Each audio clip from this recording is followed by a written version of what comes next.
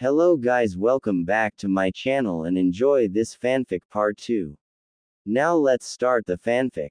It wasn't Asuncion Naruto nor was it teleportation Naruto. It's something I like to call ninja art, shunpo, flash step. Crow stated, then sat up and stretched his aching arms. In essence Naruto, the only reason I can't use Shunshin is because my chakra can't naturally be forced out of my body any farther than an inch because of a special chakra deficiency I have. Crow stated, and Naruto, Hinata, and Ino all nodded, as all knew about that already. So, I figured that if I found a way to use this to my advantage I might be able to move at much quicker speeds and not need the Shunshin to get around the village quickly. He stated, then chuckled. Truthfully, it's a double-edged sword. When you use it, it expends phenomenal amounts of chakra to maintain it for more than a few seconds, thus people can sense you easily. However, it is useful for evading enemy techniques or a quick escape. Crow explained, and Naruto looked over at Crow and glared. I get that. What I want to know is how you do that weird aerial chakra step thing. And how the hell did you make a blade of rock? Naruto questioned, and Crow chuckled once more as Hinata and Ino both listened also. Okay. Simply put Naruto, to use the Shunpo flash step, I had to alter my own jutsu, the chakra shell jutsu, ever so slightly to where, when I move my chakra at a certain angle in my body and to keep it in constant contact with me yet outside that 1-inch limit of my body, it has to flow quickly in that direction to keep up. This in turn makes the flash part of the flash step because when light hits the chakra, being emitted from my body, at that point it will create a flash where I had been.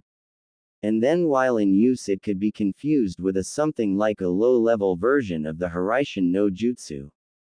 Unfortunately this takes a high-level amount of chakra control, which most genin usually wouldn't have. Crow explained, and Naruto nodded his head slowly while Ino and Hinata seemed lost as Crow was much smarter than he would appear from his lechery.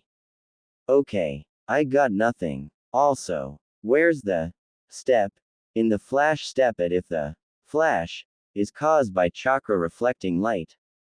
Ino said, then questioned of Crow looking at him as Hinata nodded in agreement, causing the older boy to sigh in slight annoyance from the two girls. Each was brilliant in their own field. For Ino it was taijutsu and herbology, for Hinata she was most like him, using chakra enhancing, supplementary, jutsus and had amazing chakra control. However, neither of them were very good at the basic theories behind chakra or anything else dealing with the mechanics of jutsu. That was all him and Naruto really. In layman's terms, girls, I basically force my chakra to one place, and my body speeds up in order to catch it. Also the step part of my flash step move is because no matter what, in order to move anywhere even with the chakra at the right angle, you'll have to move yourself in the direction you're going with a single step. Crow stated, and Ino made an O with her mouth, now getting the basic concept of the Shunpo flash step, but soon frowned. But there was nothing for you to move yourself from in the air. Hinata observed, and Crow nodded his head as he now had all three sets of eyes on him. He sighed and moved his neck around to relieve some of the tension there before he then started his next explanation. That is correct, Hinata, and that is because of the next jutsu that Naruto asked about. The next jutsu I used to stay in the air and kick off of to use the flash step is like using multiple air flips, or as I like to call it, my air hike.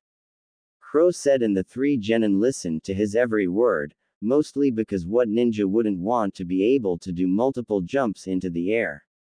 This jutsu takes the applications of making a leaf hover over your hand, tree climbing and water walking, and adds in a bit of the chakra shell jutsu, for good measure. Basically you create a platform of pure condensed chakra in the air with no element, and it can actually use wind resistance to allow you to move off of it with a jump, thereby allowing someone to stay in the air indefinitely if they can manage the amount of chakra in it correctly for that long. Crow explained simply, and Naruto raised a brow as he thought about what his brother had just explained. But how does the thing stay in one place? Wind resistance alone wouldn't allow you to jump off the platform if it's in midair, not to mention not attached to anything. Naruto stated knowingly, and Crow nodded his head with his arms under his head. Absolutely correct, Naruto. The air hike is a special platform, as the chakra applied to the platform is constantly moving to the currents of the wind beneath your feet, allowing the air to become temporarily semi-solid long enough for a single jump. Continued use can allow you to jump very high in the air, or can allow you to stay out of your opponent's field of vision like I did with Hinata. However, this jutsu can also be used as a chakra control exercise, as like water walking you have to adjust the chakra flow, however you have to do so to match the movements of the air currents, thereby making this probably the most difficult chakra control exercise I know of. Crow explained thoughtfully, and Naruto slowly nodded his head in understanding. Ino and Hinata both nodded after a little more thought, and then Hinata looked to Crow with a question in mind. Crow-sensei, what about the blade of rock you used against us at the end of the sparring session? I thought using elemental chakra was hard for you. Hinata questioned, and Crow chuckled lightly to himself. These kids had a lot of potential, but they just didn't have the drive to actually push their thoughts beyond normal or already pre-created jutsus. Well, Hinata, that's only half true. Yes, it is hard for me to use elemental chakra, but only in an attack like Kaden, Great Fireball Jutsu, Suiden, Suikuden no Jutsu, Fuden, Daikamedachi, Raiden, Raikyu, Doden, Doryuden, or Hyoten, Haryumuko. Anything that doesn't require me to expel chakra far away from my body is something I am very good at. So no, I can't use genjutsu or long-range ninjutsu, as you all should already know. Crow explained, and they all rolled their eyes. However, I can channel chakra throughout anything I am holding, thus I created the chakra blade no jutsu. Basically, it's elemental chakra I hold and can be focused into a blade. However, it works the best with ice, earth and wind if you want the weapon to be stable or able to cut through anything. Waters to fluid, so it doesn't work too well. Fires to hot, and causes massive problems when trying to wield it without taking precautions with the heat of the flames, and lightning is just too volatile to try and control in a single blade for too long. Crow explained, and Naruto nodded his head, then had an ear-to-ear grin come to his face. Hey Crow-kun, could you teach us those jutsu?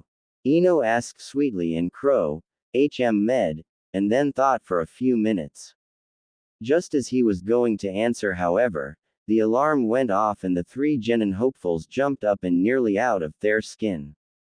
After all, fighting against Crow to survive was taxing, and they'd forgotten about the time limit. Sorry guys. Looks like I'll have to teach you those three jutsu at another day. Until then, have fun with your new teammates. Crow said, then used a flash step to vanish in a silver flash of pure chakra. Naruto and the three other genin hopefuls rolled their eyes and got up. The group then all quickly ran out of the forest and towards the school.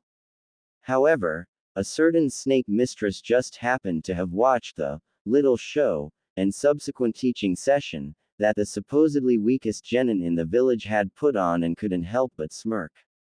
Maybe there was hope for this next generation after all, especially if that was only the tip of the iceberg of what they could really do. Konoha Ninja Academy. Alright everyone, I'll start assigning your new Junin senseis now. Iruka said as he looked at the 27 genin before him.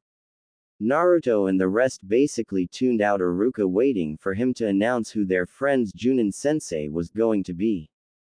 Team 6, your Junin sensei will be.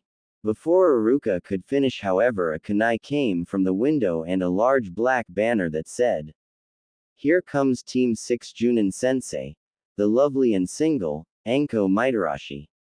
On it in bright red bold lettering. She's too early as usually. Iruka thought to himself as he slapped himself in the face with his clipboard, pure annoyance visible on his face. As he did, a woman appeared in the middle of the room and Naruto was sure he'd seen Crow following this one with a notebook once. Of course he only started doing that after meeting some guy at the hot springs named Jiraiya who he said was the greatest man ever to live. She was pale, with dark purple hair pulled back into a spiky ponytail like Shikamaru's, only with her bangs covering her Hittite, a pair of pupilless brown eyes, a suit of custom-made metallic mesh to cover herself, an orange skirt that had straps to hold it on around her waist, a strange pendant around her neck, a long tan jacket, and black shinobi sandals with a pair of silver shin guards. Alright then, maggots. I'm Anko Mitarashi and I'll be Team 6 Junin Sensei. The girl shouted before pumping her fist, and Sakura groaned, thinking it was the equivalent of a female Naruto. Naruto, however, blinked and had to stifle laughter as he heard her yell so much and saw what was on the banner. Holy shit, she's a female version of my old Dobe personality. Naruto inwardly laughed at this, while Iruka meanwhile moved the banner slightly and looked at the woman slightly annoyed. You're too early, Anko, he said simply, and Anko's face fell and her head slightly tilted as several members of the class started to snicker and Arisa started to bang her head on the table as she saw her new sensei. I haven't even announced you yet, Iruka stated, slightly annoyed with the woman, who chuckled nervously. Now then, Team 7's Junin Sensei is Kakashi Hatake, Team 8 has Kurenai Yuhi, Team 9 is carrying on from last year, and Team 10 has Asuma Sarutobi as their sensei. They will all be here shortly, so please remain seated until then, Iruka announced, and then glared at Anko. Of course Team 6 can leave now. Iruka growled and Anko chuckled nervously, then looked around the room for her newest batch of snake food. Alright then. Team 6 front and center, Anko shouted, and Kasara, Kairi, and Arisa all filed up before her, and Anko blinked seeing them. Holy shit, an all-girl team, she shouted while pointing at them, causing Iruka to slap himself with his notepad, eye twitching slightly. Now Naruto he could stand, but Anko was in a whole other league compared to him when it came to annoying someone. Yeah, what of it, you oversized, female version of Naruto? Arisa asked with an annoyed frown, and Anko glared at her, to which Arisa just glared right back at her, not backing down from the older kunoichi.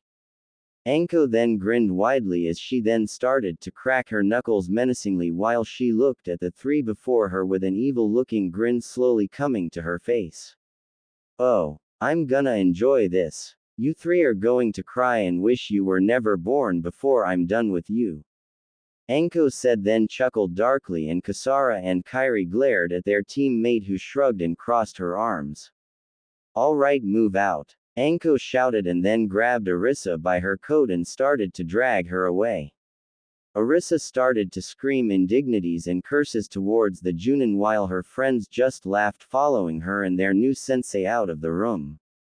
The rest of the team's Junin senseis soon came after that. Hinata got a girl Naruto knew Crow had followed with a notebook once. Maybe more times, but he didn't know for sure. She had long black hair that was held partially out of her face by her forehead protector, a pair of strange yet alluring red eyes, a figure that any pervert would to stare at, and she wore a mesh shirt with red and white wrappings over it made into a dress, a single red sleeve down her right side, wrappings around her lower arms and thighs, and a pair of blue shinobi sandals that left the heel open. Naruto admitted that while Crow may have been the second biggest pervert Konoha had ever seen, but he also had excellent tastes in women. Also, if I ever meet this Jiraiya guy, I'm going to punch his lights out for making Crow more perverted, then torture him to find out why Crow would say he was the greatest man ever to live. Naruto silently vowed to himself, watching as Hinata left with her sensei, Kurenai. Soon the next Inoshika Chao trio left with their sensei Asuma Sarutobi. It was 2 hours later when all the other teams had left that Naruto became angry. This guy's got some nerve. How can he be a Junin and show up 2 hours late to get his own team? Naruto inwardly demanded and growled outwardly, standing up and walking towards the door. He then opened the door and looked around outside before grinning. Naruto, you idiot. What do you think you're doing? Sakura demanded of her blonde teammate, and Naruto smirked as he crossed his arms. Nothing, he said innocently, then grabbed an eraser and a stool, then climbed up a stool to put it over the door so it would fall on their sensei when he entered. Just teaching this guy a lesson about making us wait for him. Naruto shouted with a grin, and his true personality snickered darkly with him. He. The jerk deserves this for being so late anyways. Even if he's Kasara-chan's father, that doesn't give him the right to be late. Naruto thought to himself as he carried his stool back over to his seat and sat down. Naruto, this is stupid, Sakura said while shaking her head, however a certain inner voice was singing a completely different tune. Cha, I live for this stuff. Sasuke merely rolled his eyes at what he thought was a pitiful attempt at a trap. There's no way a superior ninja could be fooled by such a simple trap, Naruto. Sasuke stated, looking over his laced fingers to the blonde who was rolling his eyes and leaned back with an evil smirk on his face. Hey, that might be true, Sasuke, however a superior ninja is always looking for tripwires and other such ingenious traps. Something as simple as this will get them every time. Naruto thought to himself, wondering why no one ever seemed to notice this. Just as that thought passed by, he felt a presence and watched as a silver-haired man entered, only for the eraser to fall on his head. Ha, got ya one eye, Naruto called out, laughing at the man. He was taller than any of the genins, with gravity-defying spiky silver hair, pale skin, and only his right black eye visible as his Hittite covers his left eye. He wore a face mask like his daughter and the typical Junin outfit with a green flak jacket and hand protectors. Yep, that's Kasara-chan's father all right. Naruto thought to himself with a grin as he saw the man. I'm sorry, sensei. I tried to stop Naruto. Sakura apologized while bowing, but once more her inner self was singing a completely different tune. Ha! Set him up and knock him down. That was great. The inner personality ranted to itself, and Sakura felt an eye twitch as she heard her inner self. Sasuke's sweat dropped as he saw their one-eyed sensei rub his head and then thought to himself. This guy is supposed to be our elite shinobi instructor. He looks like he's completely worthless.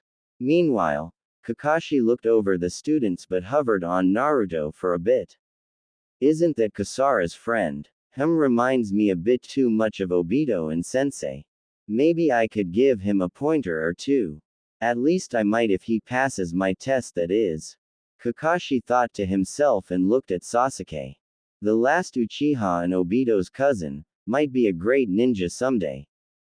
But I'll have to get to know them all a little more before I'm sure. He then looked at Sakura and mental flashbacks came to mind. A fangirl, no doubt, from the way she looks, more interested in makeup and boys than being a real shinobi. Reminds me of Rin in a way, though she was less so than this girl. Of course that's 'cause she was an Inuzuka. Single quote. He thought, then looked at them all. Based off of my first impression of all of you all is. Kakashi left a pause and inwardly snickered. I hate you, he states simply, and the three genin hopefuls nearly fall over in shock save Sasuke, who rolls his eyes.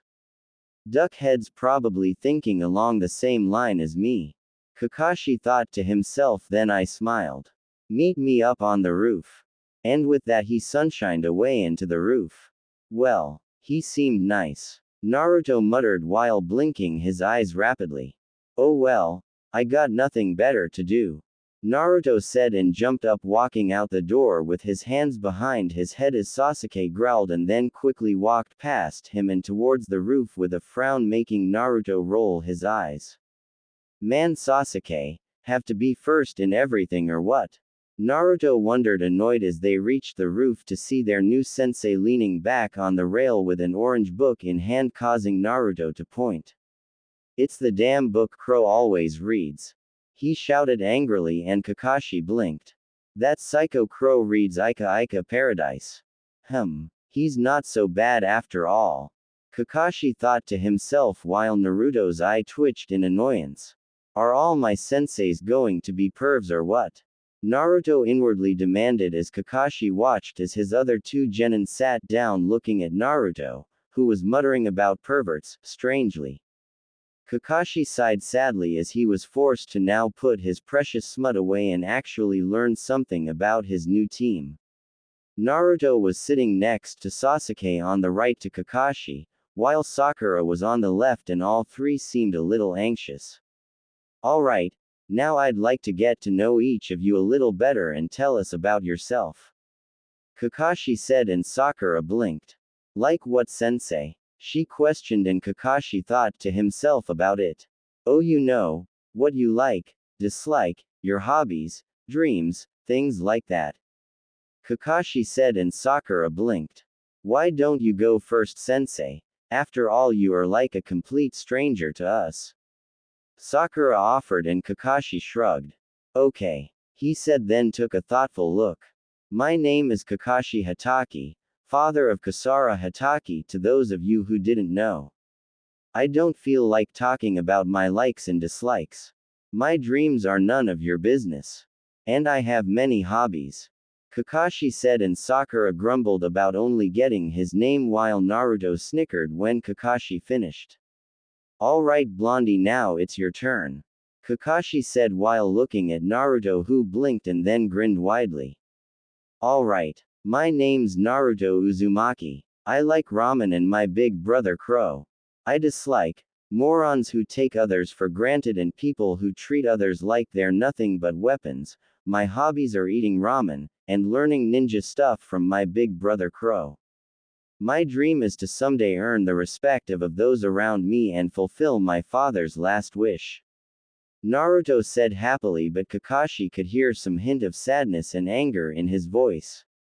Well, now, it seems Crow's more of a positive influence on him than I would have ever thought. But what does he mean, fulfill his father's last wish? I thought no one knew who his father was.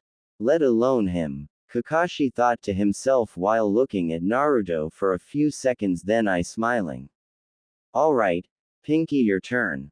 Kakashi said to Sakura, who blinked and frowned but soon let it go while smiling. Once again her inner self was singing a different tune though. Cha, who does he think he is calling me Pinky? I am Sakura Haruno, I like well. It's not really a thing, but a boy. Sakura said, then looked to Sasuke and giggled. I dislike Naruto. My hobbies are. She looked at Sasuke one more and Kakashi felt his eye twitch in annoyance. And my dreams are. She looked at Sasuke once more and squealed, causing Kakashi to inwardly groan. Great. A fangirl, alright. Just what I didn't need. Kakashi thought, inwardly groaning, then turned to the final member of his new team. Alright, Duckhead, you're next. Kakashi said to Sasuke, and the brooding Uchiha frowned and glared at him before he spoke. My name is Sasuke Uchiha. I like few things, I dislike many things, my hobbies are my own, and my dream is to revive my clan and... No. That's my ambition, to a certain man. Sasuke stated, and everyone had different thoughts on this. Sasuke is so cool. Cha. He's smokin' hot, that's for sure. Sakura and inner Sakura thought as they smiled widely at Sasuke. Jesse. He really has issues. I mean, come on, even Crow's not this bad about getting vengeance on the guys who attack me. Then again, when it comes to being a perv, he is this obsessed. Naruto thought to himself and then snickered as he thought of the few hundred times he'd seen Ino punch Crow for his lechery. I got a fangirl, and an Avenger. The only one who seems like he'll be halfway decent is Naruto, And from the sound of it, Crow taught him some things so I won't have to focus on the basics with him hopefully. That leaves most of Pinky and Duckhead's training up to me unfortunately.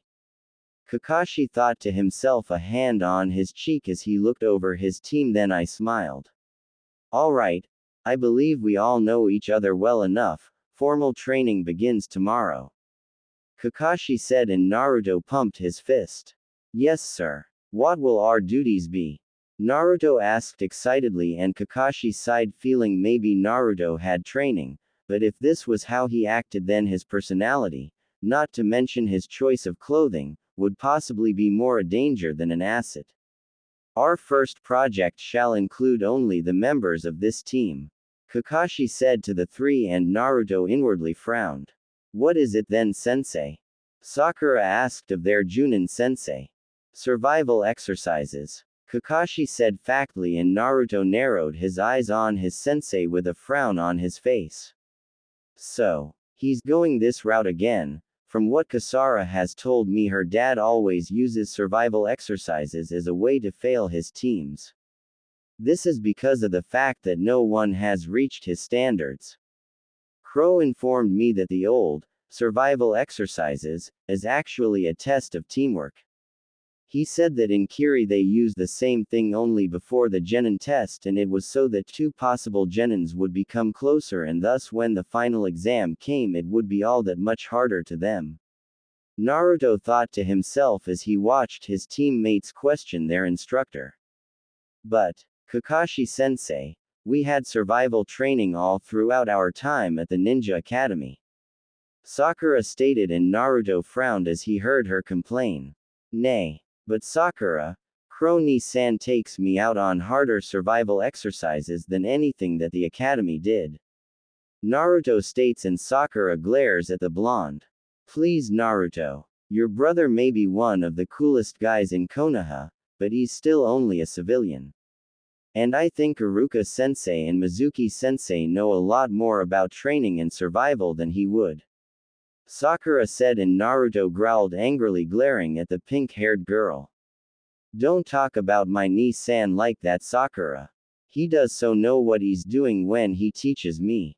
Naruto growled angrily with a wild look in his eyes as the pink-haired girl backed off slightly, and Sasuke frowned slightly.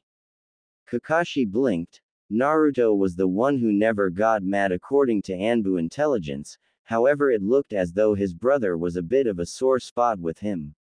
Curious. Now Sakura. Non-shinobis have to survive in the wilderness just like ninjas when they travel, a lot like Naruto's brother used to. In any event, we'll be meeting at Training Ground 7 tomorrow, so I can your skill level. Kakashi stated, and Sakura nodded slowly as Naruto smiled and hid his anger, causing Kakashi to narrow his eye in thought. Naruto's definitely not always happy. He's hiding something behind these smiles, I can tell that much. But it's definitely not a 1,000-year-old demon. What, or maybe, WHO, are you really Naruto Uzumaki? Kakashi thought to himself, then cleared his throat and reached into his vest to pull out some papers. Alright, these will detail your assignment, so don't be late tomorrow. But as a bit of advice, don't eat anything before you come. Kakashi said, and Sakura blinked. Why not, Kakashi-sensei? She questioned, and her Junin-sensei chuckled lightly. You'll throw up. He told her simply, then sunshined away, and the three Genins looked at one another before Sasuke got up. Throw up? How hard is this test going to really be? Sakura wondered before looking to her precious Sasuke as he then crumpled his own form up, and Naruto frowned while actually reading it, unlike Sasuke. Sakura, however, tried to read it but blinked, then let it fly away to follow Sasuke screaming his name. Naruto rolled his eyes once they were gone and put a hand to his chin in thought as he looked over the form now that he was alone. He took the time to catch Sakura's paper, then picked up Sasuke's and studied the paper for a bit. Seems like a standard test from the outside. However, the actual form itself is a bit too heavy, and is giving off a faint chakra signature. That means that it is probably made of special chakra-encoded paper that is usually used for a secret message, meaning that Kakashi-sensei wanted us to actually read these before tomorrow. The message before that details that his survival training will be a 3-on-1 match against him, to bring anything you might think will be needed, what time to show up, and that we shouldn't eat unless we want to throw up. Naruto said to himself, then applied some chakra to the paper and the letters and sentences began to change. Naruto grinned as the real message was revealed and quickly read through it. From Kakashi Hatake to whomever it may concern. If you are reading this, I applaud you in your deductive skills, a good quality for any shinobi out on the field. Now then, you may have noticed that the survival exercises are more than they might appear. As I am sure, I have told you not to eat or else you'll throw up. However, if you're reading this, then you definitely should eat. But only enough so you will have energy to fight. Also, I will show up 2 hours late, do the same unless you want to be waiting for a while. Next, seeing as I have marked these forms with a special seal below, I want you to place some blood on it, then add some of your chakra to it, and take the scroll and the item from within to use against me tomorrow. If either or both of your teammates have thrown their forms away, collect them and do the same with those. Each form holds a different item and scroll, each with a special jutsu. One has ninjutsu, the next is a low-level genjutsu, and last is taijutsu. These jutsu shall aid you during the test should you take the time to learn them tonight, and sleep won't be necessary if you have the ninjutsu scroll. Do not give them any of the items or share them. These items are basically normal and wouldn't cost much, but they are essential if you want to pass the test tomorrow. Now then, next on the agenda, I want to say how impressed I am that you took the time to notice that this wasn't normal paper. You'll be needing those same observational skills in the morning, so stay sharp. Your Junin sensei Kakashi Hatake. Not bad, Kakashi sensei. If the paper wasn't too heavy to be normal, I might not have noticed that. Naruto said to himself, then bit his thumb and spread his blood over the seal on his paper.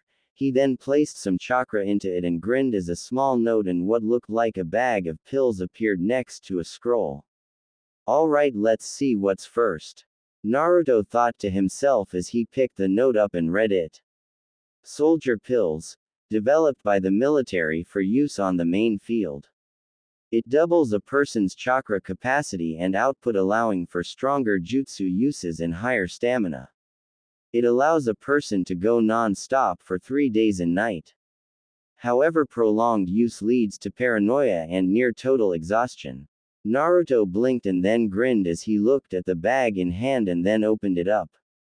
Only 4. Figures, he wouldn't want me to have too many after all, that would make it a bit too easy. Quote. Naruto said as he then put the bag inside his pocket along with the note. He then unraveled the scroll and read what jutsu it was. Maisai Gakur no Jutsu, he said to himself and quickly read the description. An A-rank jutsu that allows the user to become temporarily invisible to the enemy. However, prolonged use is not recommended as it tends to lead to chakra exhaustion quickly. Naruto read and nodded his head slowly. Basically, the items in this scroll is to sneak up on the enemy, in this case Kakashi sensei. Naruto said to himself, then looked between Sakura and Sasuke's forms and sighed, taking Sakura's first. He once more spread his blood and applied chakra to the seal and watched as an item and a scroll appeared. A simple box of matches? Naruto questioned with a raised brow and snickered evilly. Ah, I get it. Then this must be the genjutsu. Damn, I'm no good at genjutsu. Naruto shouted and started to rub his head in annoyance as he then put the matches in one of his pockets and looked at Sasuke's crumbled up form. Well, I guess this one is taijutsu. He said to himself, then once more unsealed the item and scroll. A pair of gauntlets? He questioned with a raised brow and looked them over with a critical eye. They weren't in the best condition. No, these were pretty old and looked slightly rusty. However, they did seem able to continue working and still had spikes on the knuckles, metal along it with leather around the underside where the forearms would be, and had a hidden knife on the sides that would fold outward for easily hiding them from enemies. Not bad. All things considered, Crow should be able to clean these up, and get them back into workable order by tomorrow. Naruto thought to himself and extended the blades from the sides of the old gauntlets and cringed at the rusted and undercared metal that looked duller than his, Dobe, personality's brain. Oh boy, Crow's also going to have to show me how to manage and maintain these. Naruto said to himself as he fingered the rusted metal carefully. Now then, what's the technique here, I wonder? Naruto wondered and opened the taijutsu scroll. Senin Garashi? He questioned with a raised brow and looked over the attack description. Basically a mega-ass poke. However, when used with a kunai or other sharp object, it could do some serious damage. Naruto thought to himself, then grinned widely. Like the spiked knuckles on these old gauntlets, he said with triumph, and then got up with the gauntlets and scrolls in hand. He then jumped off the roof into the next one, running quickly home so he could master a few new jutsu for his first mission as a member of Team 7. The next day, Naruto walked towards the destination of their survival training with a huge grin on his face as he wore the now polished and shiny gauntlets, displaying the leaf symbols on the hands proudly. It had been one wild night last night, between Crow teaching him the camouflage concealment technique and 1,000 years of death. He didn't even have time to learn the genjutsu, and while Naruto was sleeping, then eating, Crow had finished fixing up the ancient gauntlets from Kakashi to look as good as new. Naruto! Sakura screeched as he arrived, then blinked. Sasuke was sitting down in front of a tree and Sakura was glaring at him from beside the Uchiha. How can you be 2 hours late? She demanded, glaring at him with Sasuke looking just as, if not more, annoyed. Naruto then grinned nervously as he rubbed the back of his neck slowly. Forgot what time we were supposed to come here, he stated, and Sakura growled before running forward to punch him. Naruto smirked as he then decided to allow her to hit him once. After all, she wasn't that strong anyways. With a resounding punch to the cheek, Naruto decided he'd have to rethink that last thought as his jaw was now throbbing. What the hell? Does she only seem strong when hitting me, or is it just that she likes hitting me that hard? Naruto wondered to himself, grimacing from the ground, and stared up to see Sakura still glaring at him with her hands on her hips. Naruto, you idiot! Kakashi-sensei said we had to be on time. Sakura shouted angrily, and Naruto rolled his eyes as he got back up, now nursing his now throbbing jaw. Naruto then looked to see Sasuke was eyeing his new gauntlets and inwardly smirked. What's with you, Sasuke? Never seen gauntlets before? Naruto questioned, and Sakura blinked, only just noticing the shiny metal of his new, used gauntlets. Yes, I have, Dobe. Just wondering where you got them, Sasuke stated, and Naruto took a thoughtful look inwardly, wondering why Sasuke was a ninja if he couldn't sense the amount of chakra in those forms. I found them, was all Naruto said, shrugging his shoulders, and Sasuke grunted and turned to see Kakashi walking up to them. Yo! He said with a raised hand, and Sakura pointed at him and yelled out. You're late. Naruto frowned at this and glared at their sensei. I get hit in the jaw, and he gets yelled at. Yeah, that's real fair. Naruto thought to himself, annoyed with the situation thus far. Kakashi blinked, making it seem as though he was listening when in actuality he was looking at them to determine if they figured out the notes. He saw the gauntlets on Naruto's arms and inwardly smirked. Alright, I've set this alarm to go off at noon, Kakashi said, taking a clock out of his vest and placing it on a nearby stump. Now then, your mission for today is to acquire these 2 small bells from me, Kakashi said, showing the 3 a pair of small silver bells. But you have to get them from me before the timer goes off in 30 minutes. And Anyone who doesn't get a bell before then doesn't get lunch and gets tied to the middle stump over there. Kakashi said, and the three genin all gawked at him with the same thought going through their heads. So that's why you wanted us to go without breakfast. All you need is one bell apiece. Unfortunately, one of you is bound for the stump. One is bound to be sent back to school in disgrace. The question is who? Kakashi said, then questioned, looking around, and the three all looked among themselves. You've gotta be shitting me. Naruto exclaimed, summing up the vast majority of the thoughts through the other genin's minds. I shit you not. Kakashi said humorously, with an eye smile visible to them. Let's see if they can figure out my little test or not. Kakashi said while looking at the three genin before him. You may, of course, use shuriken or any other weapon on hand. Attack as through you mean to me, or you will surely fail.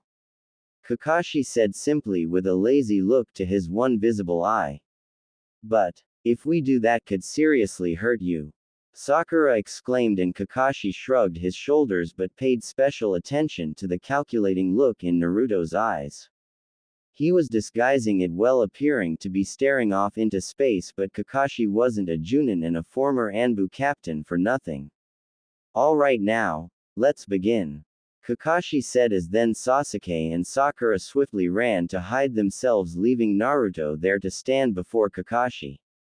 So deciding to take the more direct approach. Naruto? Kakashi questioned as Naruto then crouched and rushed forward. Kakashi then reached into his back pouch and Naruto blinked while running forward. I have to be ready in case he pulls out a kunai or shuriken. What the hell? Naruto exclaimed in his head and falling down as Kakashi pulled out his little orange book. Quote. Is something wrong? I thought you were coming for me. Kakashi said, and Naruto growled, flipping back to his feet and glaring at him, a small smudge of dirt on his chin. You're reading that smut at a time like this? Naruto exclaimed while glaring at Kakashi, who then looked to his book while telling him simply. Of course. I've been dying to find out how the story ends after all.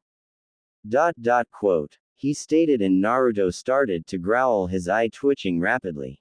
Now, many would ask why Naruto could act so calm when being attacked by Mizuki and not by Kakashi reading that smut. The answer is actually quite simple. He really doesn't like that little book. Mostly cause of the fact that his brother's always reading the damn thing in order to ignore him. So by seeing Kakashi do basically the same thing, it really set him off. I'm gonna flatten you, you pervert. Naruto shouted, rolling up the sleeves of his coat and running at Kakashi, throwing his fist at him. The Junin then lazily caught the fist with one hand and Naruto brought his leg up to slam him down. But the older nin simply ducked down, still reading his smut, as Naruto landed and then ran at him once more. I'm gonna shred that damn book to pieces. Naruto shouted and then touched a button on each of the gauntlets at the wrist. In a second, the blades from the gauntlets extended with a SHNK sound. Kakashi's highly trained ears picked up the sound and he looked over only to see Naruto try and take his head off. Obviously Crow fixed those old gauntlets back into pristine condition. Might as well let Naruto keep them if they both went to all that trouble.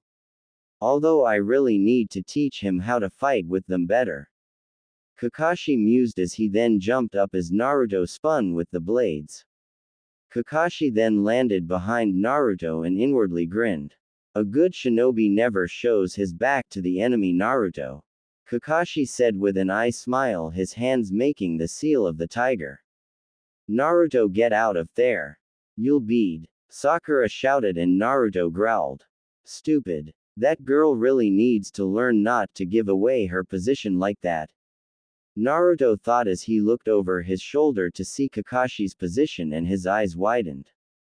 Wait. That's not a fire technique. That's. Naruto inwardly smirked as then Kakashi lunged forward with a manic look in his one eye, not seeing Naruto make a hand seal also. Konohagakure number Sato's most secret and most sacred technique. Senin Garashi. Kakashi said, putting his fingers to Naruto's butt and sending him flying. However, as it flew into the air, it turned into a plume of smoke and Kakashi's eyes widened. Shadow clone. And a replacement jutsu. He's using both at the same time. Not bad for a Dobe, if I do say so myself. Kakashi thought to himself. Hey Kakashi sensei. I think you missed me. Naruto shouted, appearing behind Kakashi, whose one eye widened as he noticed the ninjutsu. Maisai Gakur no Jutsu too. He must have gotten all but the genjutsu then. Incredible. He's mastered AD and A rank jutsu in only one night. Impressive Naruto. Kakashi thought to himself as then Naruto made the same hand seal as Kakashi. Now for a taste of your own medicine. Senin Garashi. Naruto shouted while pulling his fingers together and using the spikes on the knuckles of his conjoined hands to hit Kakashi in his blind spot, sending the older nin flying only to disappear in a plume of smoke. Meanwhile, Sakura and Sasuke were both watching, slightly amazed at what Naruto was doing. The Dobe actually made a plan. He used the art of misdirection rather than truly barreling in headfirst. He sent in a clone instead of himself and then attacked from behind. Single quote. Sasuke thought to himself with a smirk, then narrowed his eyes. However, I want to know where he learned those techniques. Kakashi sensei only just showed that stupid butt poke thing, but that invisibility jutsu could be useful in my quest. Sasuke thought, glaring at Naruto, who blinked then started to look around for Kakashi, who had managed to disappear from Naruto's vision. Ah shit. Even with the Maisai Gakur no Jutsu that Kakashi sensei left, I should have known he wouldn't be foolish enough to fall for it. Then even with that Senin Garashi thing, he predicted it and used a clone to fool me. This is bad. Kakashi has me on the ropes and can attack from any direction he wants now. Naruto thought to himself as then several shuriken came down near him and he brought his gauntlets up to block the attack. Not bad, Naruto, Kakashi said, sitting lazily in a tree still reading his book. The blonde Jinchuriki glared at his sensei from behind the steel of his gauntlets. But not quick enough, Kakashi stated, and Naruto frowned. By now you must have run out of steam after all, Kakashi stated, and Naruto smirked. Maybe. But I know how to get it back, Naruto stated, and pulled out the bag of soldier pills and found only 3 left, seeing as he ate one last night so he wouldn't need much sleep. Okay. I've only got 3 of these left and Kakashi sensei is still at least 75% capacity. Even with these I can't show him my more powerful jutsu, or he and every other shinobi in the village will figure out I've been deceiving them. I need a way to fight him without running the risk of giving out my secret. But I'm only one person. I can't fight someone like Kakashi sensei without my full skills. I mean, even when I'm fighting Crow I always had Ino and Hinata too. Oh, of course. Why didn't I think of that before? Naruto suddenly exclaimed in his head and smirked as he jumped back and into the trees, leaving Kakashi in the clearing. Did he figure it out already? Maybe he's not a Dobe. Maybe he just wants everyone to underestimate him. Sneaky, cunning, underhanded, totally ninja, Kakashi thought with an inward smirk as Naruto looked around the trees for a short while, forgetting about Kakashi, and spotted Sakura on the ground and jumped to her. Sakura, we need to work together. I can't take on Kakashi sensei on my own. I need you to figure out this genjutsu, and to eat one of these, Naruto said, pulling out the genjutsu scroll from his jacket and holding it in a soldier pill out to her. Wah, but we're supposed to be trying to get the bells, Sakura said, and Naruto grinned.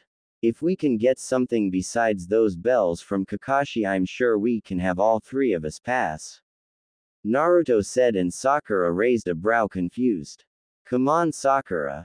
He's had that book's practically glued to his face. We take that and we got him in the palm of our hands, Naruto told her, and Sakura blinked.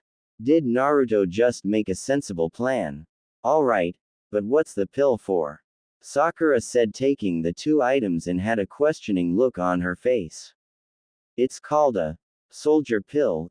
It'll fill your reserves and let you forget your hunger for a period of time. Naruto said, and Sakura grinned and downed the pill quickly before her eyes lit up and she shivered. Whoa, you weren't kidding, she said somewhat loudly, and Naruto looked around and sighed when he didn't see Kakashi anywhere at the moment. Where the hell did Kakashi-sensei go? Naruto questioned, looking around and only seeing a log with several kunai lodged into it. A minute ago, Sasuke was watching Kakashi like a hawk for him to give even the slightest drop to his guard. Naruto managed to catch him slightly off guard with that freaky poke, but that wouldn't be effective enough to disable Kakashi. Single quote. Sasuke mused and then saw Kakashi look over to the side when someone shouted something. Now, Sasuke inwardly roared and threw several kunai towards the Junin. I've got M. Sasuke thought to himself, but his eyes widened as the kunai hit Kakashi only for him to turn into a log. What no? He used the Kawarimi no Jutsu again. And I just fell for it and gave away my position like an amateur. Sasuke inwardly chided himself, then jumped off, not seeing the single eye watching him from the shadows. Brash and impetuous. He's a little rough around the edges. But with a little work he and Naruto both could make excellent shinobi. Kakashi thought to himself as he then saw Naruto looking around while sitting with Sakura and raised a brow. Now what are they up to, I wonder? Kakashi asked himself as then Naruto vanished after using a couple of seals and he smirked. So he did learn the Maisai Gakure no Jutsu, after all. Not bad, Naruto. Not bad at all. Kakashi thought to himself, then shunshined behind Sakura, who was reading a scroll. Sakura, behind you, Kakashi said, and Sakura blinked before turning to see her sensei there. He quickly did several hand seals and inwardly smirked. Megan. Narakumi no Jutsu. Kakashi said quickly, and Sakura's eyes fogged over as she looked at his one eye. As she looked forward, she saw leaves start to surround her, spiraling into the air and blocking her view of Kakashi until they died down and he was gone from sight. What was that? Where'd Kakashi-sensei go? She questioned quickly, looking around the area. Sakura. The girl heard the voice and turned around smiling. Sasuke. She called out only to stop as she saw the boy she had a crush on. Saku. Help me. Sasuke said, multiple kunai and shuriken strewn throughout his body as Sakura looked on horrified until she remembered the last thing she heard Kakashi say. Wait a minute. That was the same name of the genjutsu that Naruto wanted me to learn from that scroll. And if it's the same illusion, I should be able to break it. I hope. Sakura thought, inwardly cheering for figuring it out, and formed a seal with her hands. Kai. She called out and the illusion disappeared, causing her to sigh in relief.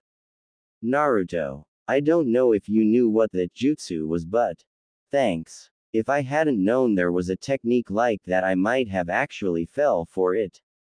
Sakura thought to herself, then patted her stomach. Not to mention, if I was hungry I'd have never thought to notice.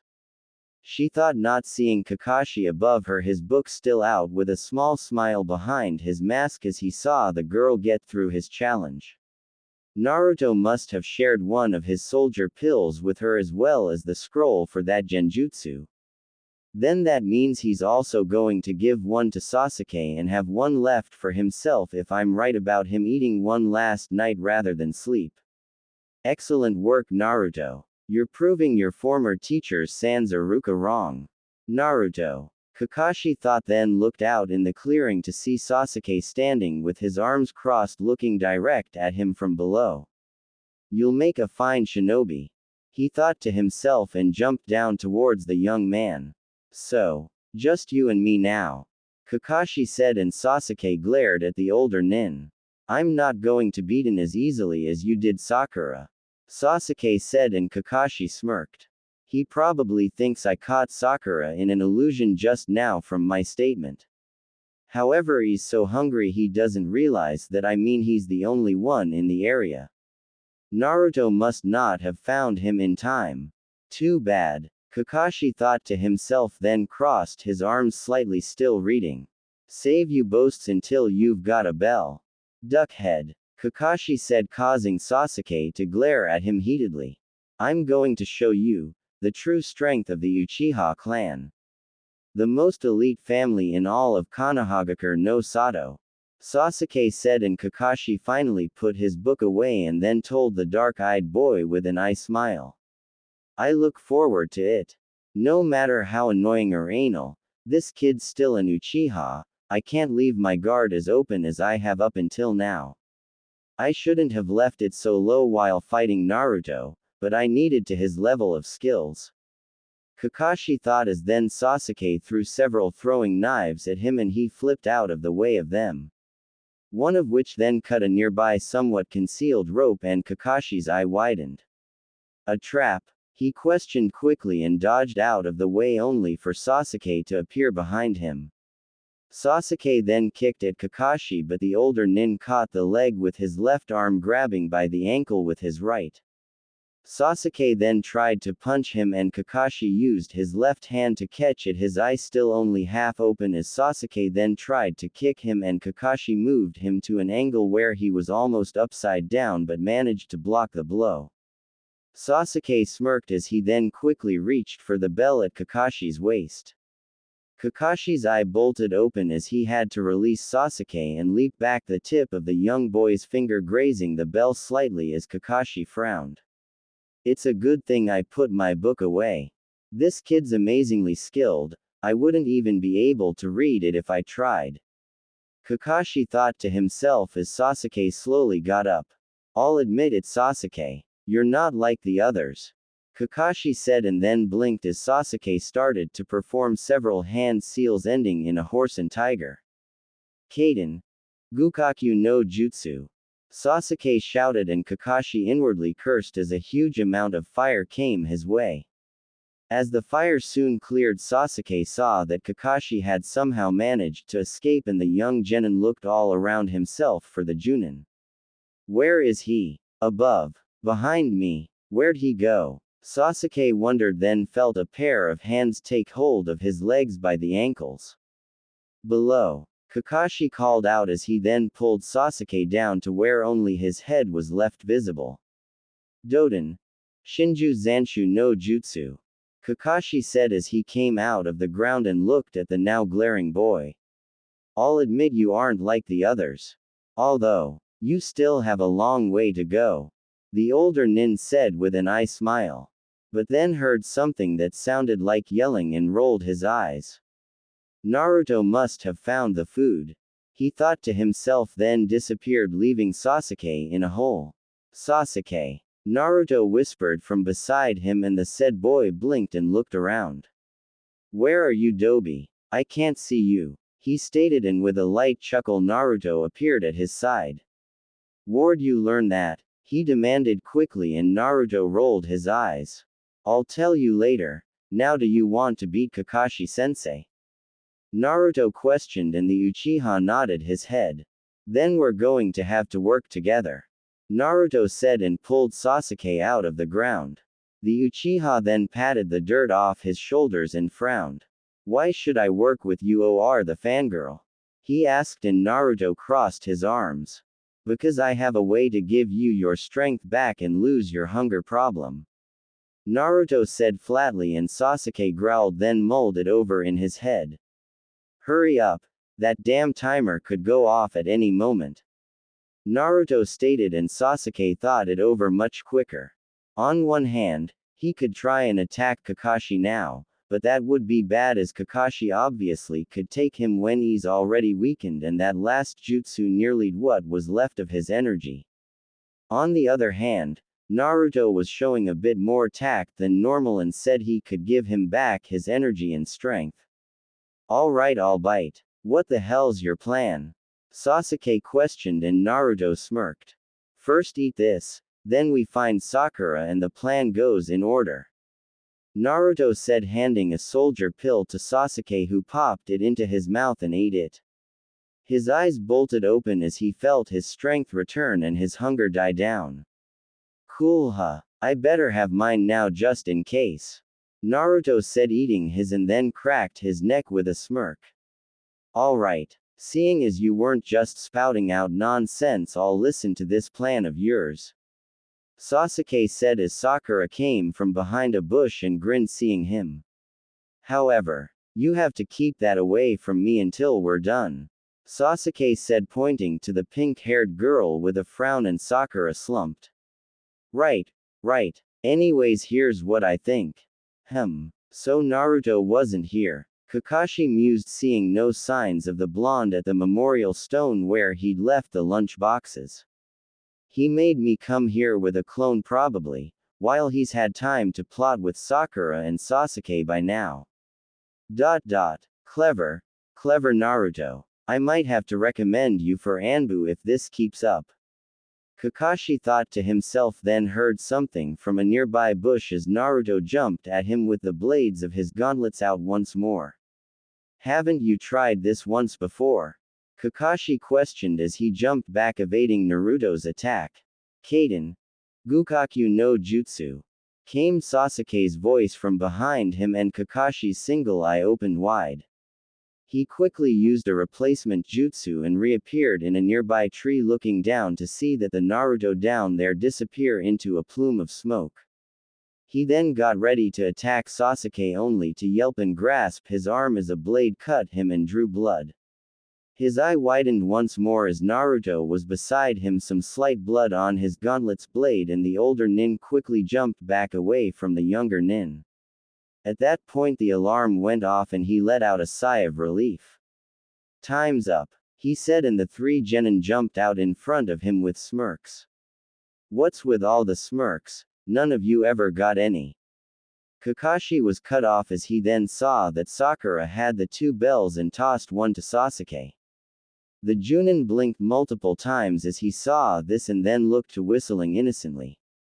Well, that still leaves Naruto, he said, and Naruto held up a certain orange book, causing Kakashi to reach into his back pocket, and his eyes went wide in horror as he couldn't feel his precious smut. Right. Well, as Kakashi tried to stay calm, Naruto pulled the pack of matches that had been with the Genjutsu scroll out of his coat pocket and waved it in front of Kakashi, who knew what that meant. This exercise is over. You all pass. That's all for today, Team 7. Your real duties shall begin tomorrow. Just please give me back my book.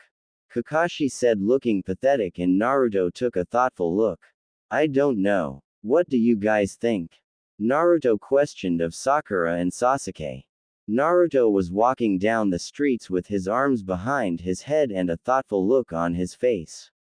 He was heading home from his first meeting with his new team, not to mention his first mission.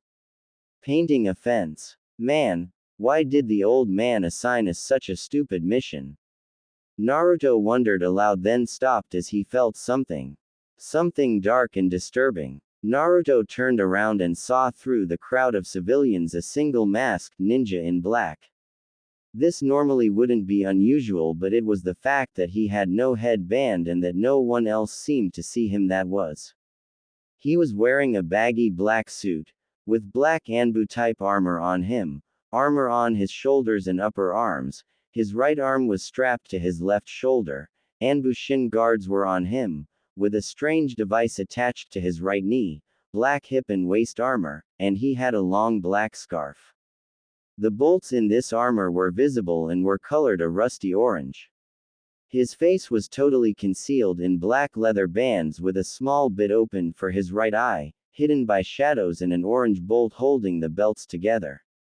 His deathly pale and scarred skin was the only other thing visible on his left hand's fingers and his toes. Naruto stared at the nin, not focusing on anything else besides the ebony nin. The nin in black seemed to stare at him, and Naruto fought to keep from running to catch him when he found someone's hands over his eyes. "Hey Naruto, what are you looking at?" Kasara asked from behind him, and Naruto slowly pulled her hands from over his eyes only to see that the nin was gone.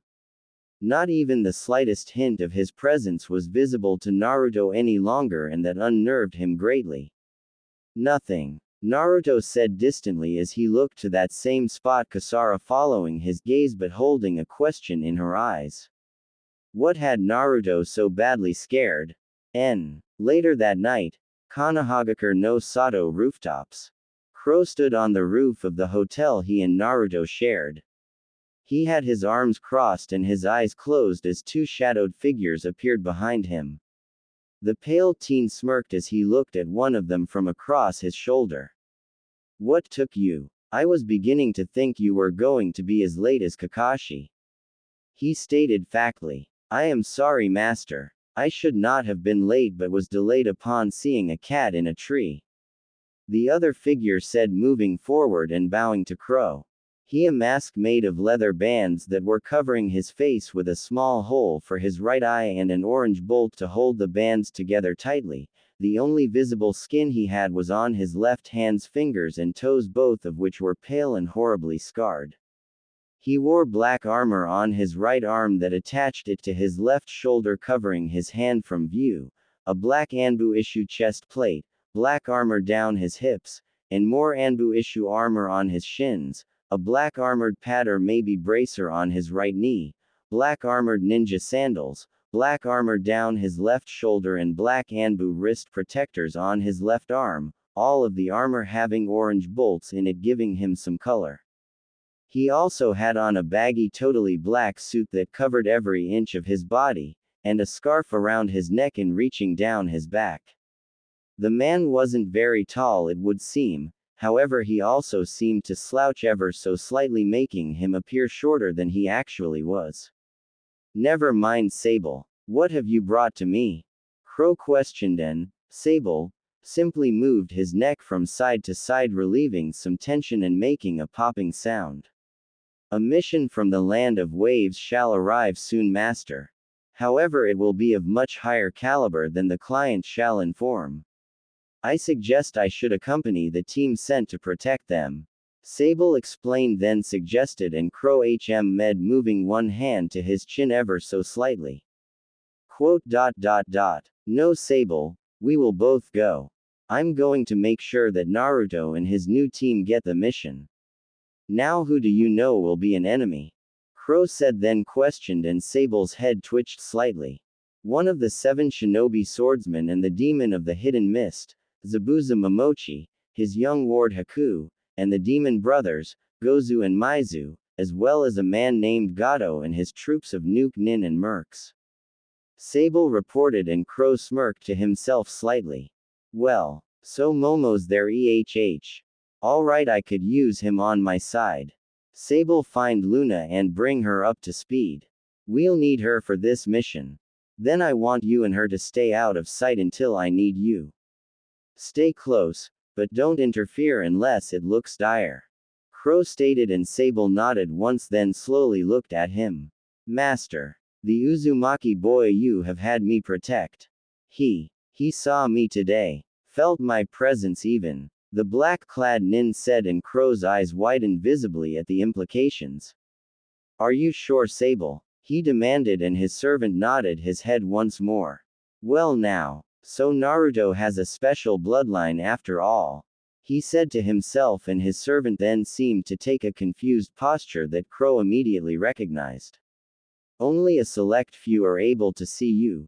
That armor you're wearing is more than just a simple fashion statement. The bolts in it all produce waves that dull the senses of a normal person and make it so they see you, but you don't quite register in their mind. It was one of my uncle's more brilliant ideas, I'll admit," Crow said, and Sable nodded his head once more. "Should I discontinue to follow the Uzumaki boy, master?" Sable questioned, and Crow med to himself once more, deep in thought. "No, I won't allow him to be hurt by these pathetic villagers ever again, Sable. Even if you have to follow him more discreetly, do so. Keep him in view and never forget that his life is the only thing I value in this life. Crow said, and Sable nodded to his master, then vanished into the shadows. Quote, and I have to survive. To live the life taken from my mother. I have to survive. No matter what the cost. Crow said softly, looking up and at the full moon and stars in the sky with a hint of sadness in his two-colored orbs. Forested area. How far away is the target? Kakashi questioned into a headset he had on. 5 meters and closing. So, how much longer are we gonna wait? Naruto said, then questioned, and Kakashi rolled his eyes, wondering when Naruto would finally drop the damn act. It was starting to get on his nerves. I'm in position, came Sasuke's smooth voice, and Sakura replied much the same. Now we meet again, my old enemy. The Hokage may have his evil paperwork to do battle with, but you and me are fiercer enemies than they ever will be. Kakashi thought to himself. Go! He shouted as his 3 genin attacked the target and Naruto grabbed him. Gotcha! Me-o-o-o-w. Naruto now had hold of a large cat that seemed to suddenly like to claw at him. Sakura was giggling as she watched while Naruto was screaming about how much he hated cats. Remember, our target has a ribbon on its right ear that says Tora. Make sure it's the right one. Kakashi called over the headphones, and Sasuke looked at the ribbon and smirked as it said Tora on it. However, he smirked cause Naruto was now holding the said cat in a headlock with a near manic look in his eyes as Sakura then lunged to save their target, thus giving the Uchiha some decent entertainment. Target confirmed, Sasuke said, still smirking, and Kakashi breathed a sigh of relief. However, you might want to end the mission. The Dobe's got the cat in a headlock, Sasuke stated, and Kakashi blinked and chuckled to himself. That seems familiar. Oh right, I tried to use a kunai to skin him. Kakashi thought to himself, then shook his head. Alright then. Operation Find Tora is accomplished, Kakashi said, and looked to the sky, seeing some clouds passing by. Hopefully, Naruto won't the cat anytime soon. And if he does, I hope he invites me and the rest of the genin to Junin of the village. We'd all enjoy that, I'm sure. Kakashi thought to himself with a hidden smirk. Hokage's office. Oh poor Tora. Poor little kitty. I was so worried about you, I could have died. The fire daimyo's wife said while hugging the poor cat to her face, the cat looking like it would rather be than be in her grasp. I almost feel sorry for him. Almost. Naruto said, watching the exchange with multiple scratches on his face. With that to look forward to at home, can you really blame him for running away? Sakura wondered to herself as she watched the old lady walk out of the office, Tora trying desperately to escape his owner's grasp. Alright then. Now what will Team 7's new assignment be? Sarutobi questioned to himself and started to read aloud from the list of missions. To babysit for the Council of Elders. To run errands to the neighboring village. To help dig sweet potatoes. Sarutobi smirked as he saw one of Naruto's eyes twitch and had to inwardly chuckle. Be glad Crow came to me about that Land of Waves mission. I'll just let Naruto think I'm actually going to consider sending him on one of those missions. The old Hokage thought, hiding his smirk by reaching up to take hold of his pipe. No way. No thank you. Boring. Naruto shouted, crossing his arms into an X. Give us something better to do, old man. Naruto shouted, pointing at the Hokage, and his teammates inwardly agreed in Sasuke's case, thought he was stupid in Sakura's, and Kakashi just wondered if it was possible he was Obito's long-lost son or something. Naruto, don't be a fool. You're only a beginner. Iruka shouted, and Sarutobi pulled his hat down to shadow his eyes. Everyone starts out doing grunt work.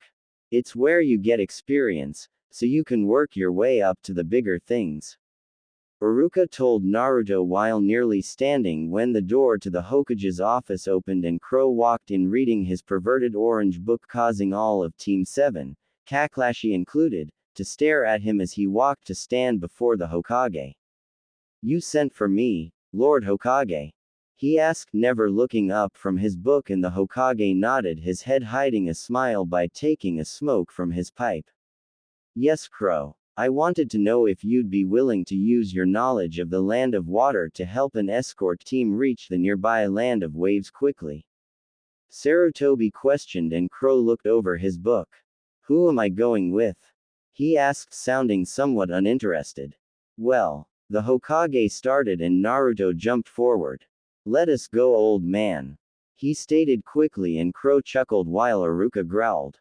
"Naruto," he growled, and Sarutobi cleared his throat. "Iruka, have Team 7 completed enough D-rank missions to be able to go on AC rank?" the Hokage questioned of the teacher, who blinked then nodded his head. "Good. Then Team 7 shall be taking this mission. Crow Kanji shall be advisor on terrain as he's from that area," Sarutobi said, then looked to a nearby door. "Your mission is to protect a certain individual," Sarutobi said, then inwardly grinned as Naruto looked excited. "Who is it?" "Some great lord. Then daimyo. A princess?" Naruto rapidly questioned, staying in his Dobe mask to hopefully keep Sasuke and Sakura from realizing he was actually much stronger and smarter than he seemed. "But still, I'm kinda getting sick of the acting," he thought to himself, and Sarutobi saw the look in his eyes. "You'll see, Naruto. Please invite him in," Sarutobi said, and looked over to a nearby door as it then opened. At first all they could see was a man's hairy arm, a bottle of sake in hand, then it moved to show an old, slightly balding fat man with a beard and mustache, a band tied around his head. He had a black shirt, a purple sash, with tan pants, and a pair of black sandals. "What's going on here?" came the man's slurred voice as he looked at Naruto and the others taking a swig of his sake. "They look like a bunch of wet-nosed brats," he said, and exhaled. "Especially the midget. He's got the face of a complete idiot," the man said, and Naruto blinked, looking for the midget, as the man put it. "It's gotta be a joke, you're all nothing but a bunch of brats. Not ninja, right?" the man asked, and Naruto then frowned as he realized that with the chakra shell over him he looked shorter than Sakura and Sasuke. "All him!" Naruto shouted, and Kakashi held Naruto back from attacking the old drunken man. "Now Naruto, knowing the man paying you to protect him," Kakashi said, and Crow nodded his head slowly before giggling pervertedly, and Kakashi looked at him, then his book. "Is that the special edition of Ika Ika Fight?" Kakashi then demanded slowly, and Crow looked at him and nodded. It was instant. Kakashi was behind Crow, Naruto all but forgotten and reading along with him, a hungry look in his eye. "I may not like it, but bring this book and I won't care if you can protect yourself or not," he stated, and Crow shrugged his shoulders, and the man then cleared his throat, garnering the two masked perverts' attention. "Now then, I am Tsunade, a bridge builder of ultimate renown. And until I am safely back in my home country, where I'll be completing my next bridge, you'll all be expected to protect me, even at the cost of your lives," Tsunade told Kakashi and his team. Crow listening also and frowned as he knew this mission was well over AC rank. "All right then, we'll all meet by the gate tomorrow. Naruto, be sure Crow is ready, and if Crow's the one who wakes you up, reverse that," Kakashi then said, and walked out of the room, leaving Team 7 to also leave while Crow remained.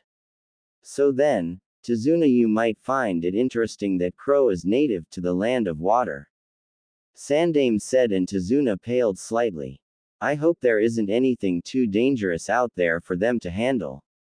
After all, it is only AC rank," the Hokage said, and Tsunade grinned, although Crow easily could see sweat on his brow. "Of course, I wouldn't dare try and fool anyone that could me horribly," he said, and the Hokage smiled inwardly, knowing that the man was lying through his teeth, and badly too. Crow meanwhile rolled his eyes at the blatant lie, glad that his goggles kept the motion from being seen. Well, alright then. If that's all you needed, Hokage-sama, I need to get home to make dinner. Crow said and walked out of the room with a frown on his masked face. Naruto may not have to show his skills during the mission, but it is almost assured with Haku and Zabuza both there. And if I show my skills, the devil of the bloody mist may return. Crow thought to himself and subconsciously touched just under his left blood-colored eye. Flashback no jutsu. A very young Crow stood before what looked like an older version of himself with two yellow snake-like eyes and long straight hair that covered some of his face. The two were in an old lab, one that would make Victor von Frankenstein drool with envy. The tubes around the room held many things. Hell, Crow saw a woman's form floating in a nearby tube, her long hair obscuring any chance of seeing her face. Crow, however, continued to look to his uncle, who was standing before him with a dark look on his face. He was wearing a totally black, somewhat baggy outfit with a purple rope tied around his waist, a Konoha headband with a scratch through it half covered by his hair, a ring on his left-hand finger, and a pair of black shinobi sandals. But it was his eyes that were his most prominent feature, a golden yellow, with pupils like slits, the purple tribal tattoos around them adding to his already imposing image. Uncle, can you tell me why I'm different? Crow asked innocently, his two-toned eyes looking up to the tall vision of his great-uncle curiously. Orochimaru chuckled despite himself at his student's innocent request. He almost smiled.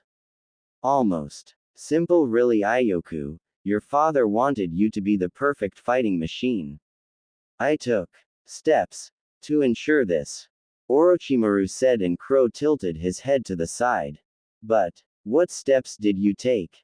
I want to know, sensei. Crow pleaded, then said, and Orochimaru felt a cruel smile come to his lips.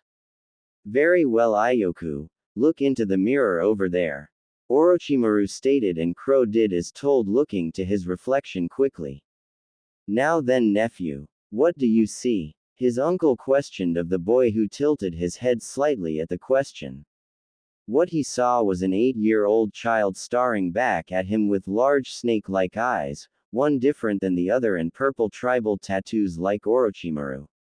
He saw pale skin like his uncle, and short sable black hair that framed his face and spiked backwards. I see. Me. He said, and Orochimaru chuckled despite himself. No. You see my work, nephew. Orochimaru said, and Crow looked to him confused and curious at the same time. I am the reason you're always in such pristine condition. I made that body you're in. In fact, I'm more of a father to you than that bastard who claims to have raised you. Orochimaru spat out, his face turning into a look of rage. However, the look in his rage melted as he then kneeled down to Crow, who still seemed lost and confused. Orochimaru placed his large hands on the young man's shoulders and smirked at him. Your muscles are not like a normal person's, Ioku, they're coils. Quote. Orochimaru said, and Crow looked at his arms. Coils, like a spring, no lost energy from whenever you punch, kick, or jump, you always put the full force forward without even knowing it. Orochimaru said, then touched his forehead with a finger. Your bones, twice as strong yet hollowed out to allow for less weight, they make you lighter and able to move faster, also allowing you to sustain injuries that would break any other man or child's bones to pieces. The Snake Master said to his nephew and placed a hand over his head. Your skull, thicker on the top to protect the work I have done with your mind, which is faster and able to process infinitely more data than any other member of our clan, my nephew. Orochimaru said, then pointed to his chest. Your heart and lungs, both stronger and more durable than any other human, your ribs forming an internal armor around them. He said, and Crow placed a hand to his ribs and felt the smooth surface beneath it.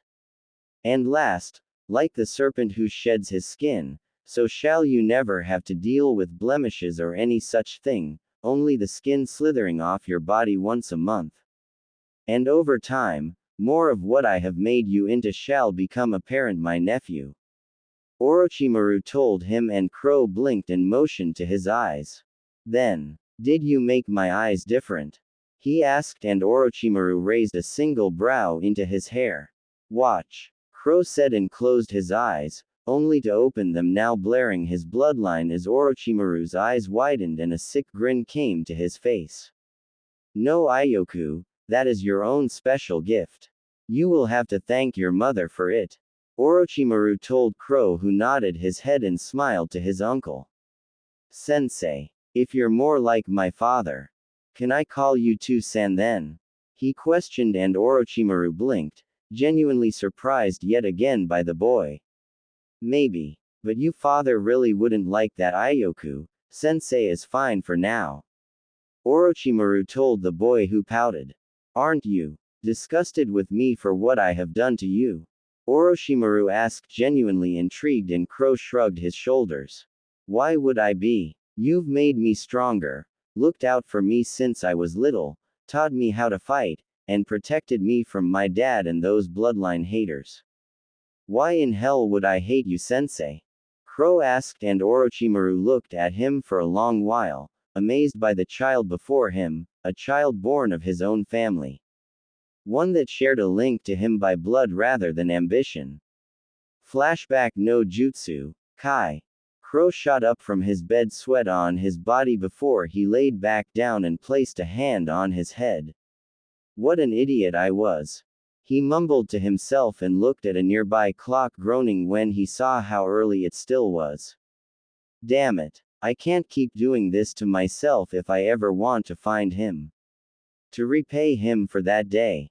For what he did to me in the end. To the memory of it, the devil of the hidden mist. Crow said to himself darkly, an angry frown on his face. He then got up and walked to a window and opened it to let in some cool air, the young teen sighing in content as the cold wind blew into his face. Master. Came a questioning tone from Sable, who appeared behind Crow, who blinked and then frowned. Don't you ever knock? He asked, and Sable then walked to the door and comically knocked on it, making Crow frown once more. Ha ha, Crow said, and could just hear a slight chuckle in Sable's throat. Now why are you here, Sable? Crow ordered, more than questioned, and Sable straightened ever so slightly before him. I have found Luna. We shall meet you in the land of waves, master. Until then, please be careful. Sable said, then vanished, and Crow sighed. He wondered why his father would do that to Sable and Luna, bring them back to life only to turn them into his slaves. I guess it runs in the family. Crow muttered bitterly and turned back to his bed and slumped down into it, closing his eyes and trying to find even a fitful amount of sleep. Morning. Village gates. All right. Road trip. Naruto shouted as he and Crow reached the gate, both having backpack on like the others who were waiting for them. The only other difference with Crow today was that he was now wearing his slashed mist headband rather than his mother's Hibungaker headband.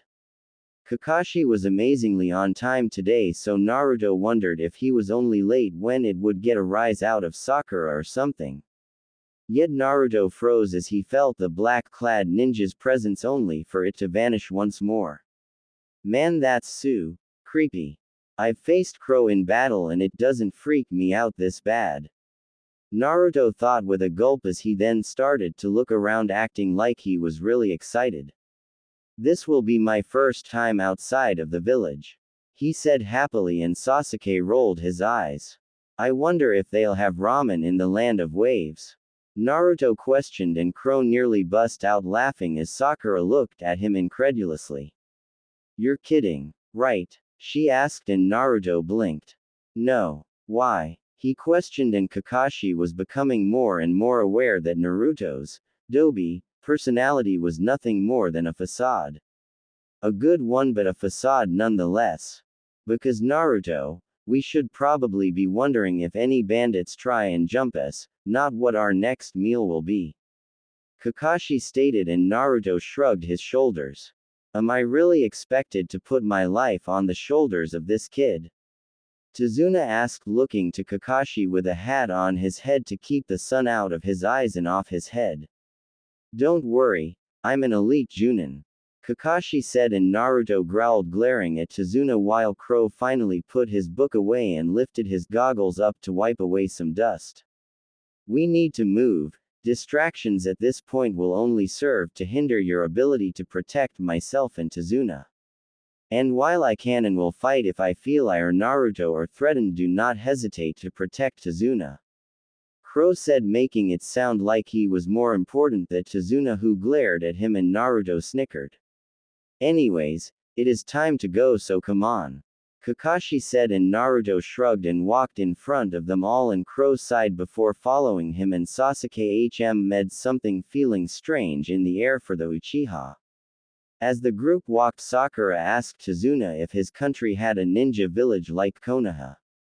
Kakashi then explained that it didn't, and only a few countries actually had one. Crow and Naruto both tuned him out, and Crow sniffed the air and inwardly groaned as he smelled the familiar, if not somewhat different, scent of Gozu and Maizu, the demon brothers, and some of Zabuza Momochi's henchmen. Kakashi, however, noticed a nearby puddle but kept quiet about the fact it hadn't rained for weeks, already aware of the trap. Naruto also noticed, however, and was looking to Crow, who sighed and cracked his knuckles. You know what, Odoto? I really hate it when mist ninja hide like cowards. He then said, and everyone stopped. Why's that, Ni-san? Naruto asked as Crow then lifted his goggles to rest on his forehead protector and turned towards the puddle. Because it always makes me itch, he said, and before he could say any more, two forms jumped out of the water, one flinging the other towards Kakashi while Crow lazily closed his eyes and made a single hand seal. The two nin then ripped Kakashi apart and went after Crow, only for him to open his eyes. Blood cross eye. Second release. Deconstruction. He said darkly, his arms both surrounded by red chakra as the two flung their chained weapons at him. Crow lazily lifted his arms, however, grasping the chains, and they instantly disintegrated into dust. Both the demon brothers' eyes shot wide open at the sight as Naruto and Sasuke then attacked. Sasuke quickly flung a couple of shuriken at the two, scattering them as the one in the cloak was grabbed by Crow, one glowing hand at his throat. I'd seriously suggest not moving unless you want to be a stain, Crow said darkly, and the man's eyes widened in fear of ending up like his chain. The other brother was having to deal with Naruto, who used the headhunter jutsu and pulled him underground only for him to vanish, having been a log.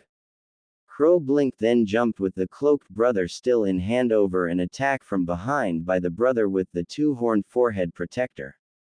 Nah nah nah, Crow said, moving one finger back and forth while it continued to glow with a crimson power. It's not nice to attack someone from behind, Maizu, Crow said darkly, and Maizu's eyes widened as the boy seemed to know him, and he only just noticed the slashed mist village forehead protector.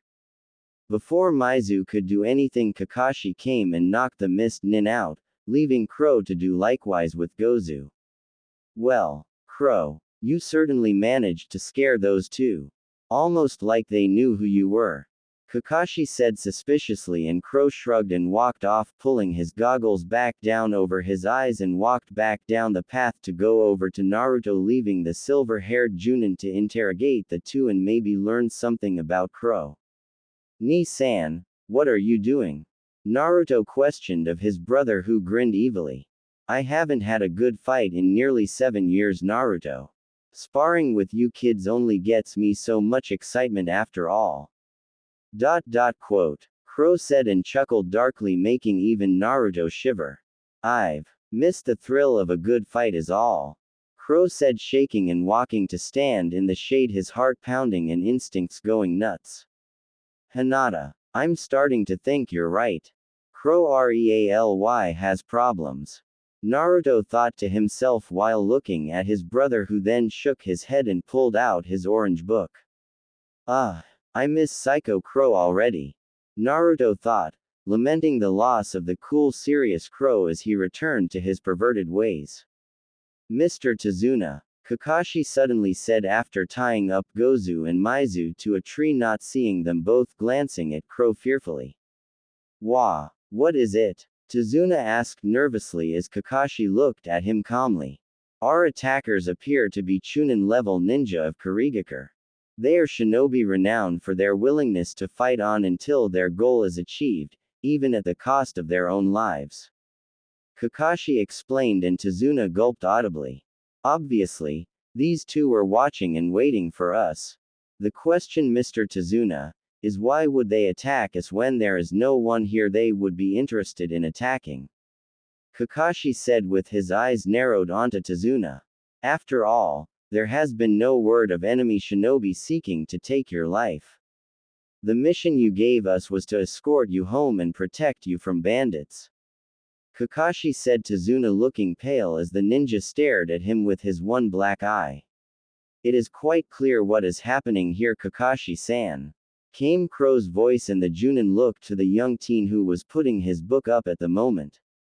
Even if I rarely leave your village, I am not technically a member of the Hidden Leaf or any other, ninja or otherwise.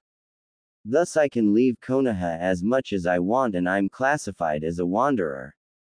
So I know a lot about these types of situations really. Crow stated, turning with his arms crossed over his chest.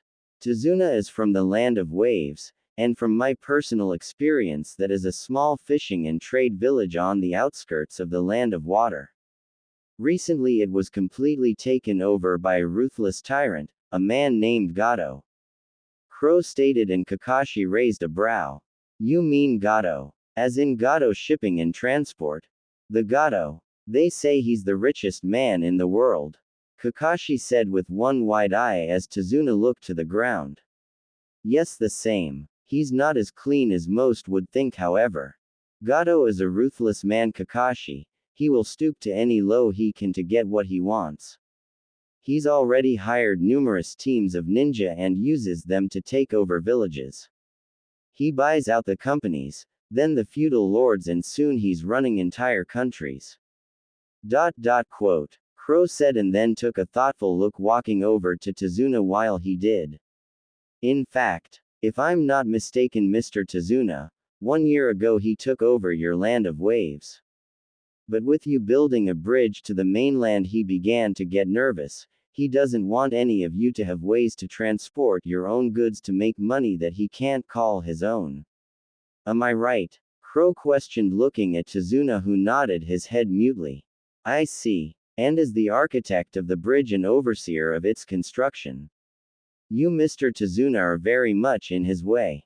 Sakura deduced a hand on her chin, and Sasuke then decided to point out the obvious. That means, those ninja who attacked were after Tazuna, and were working for Gato.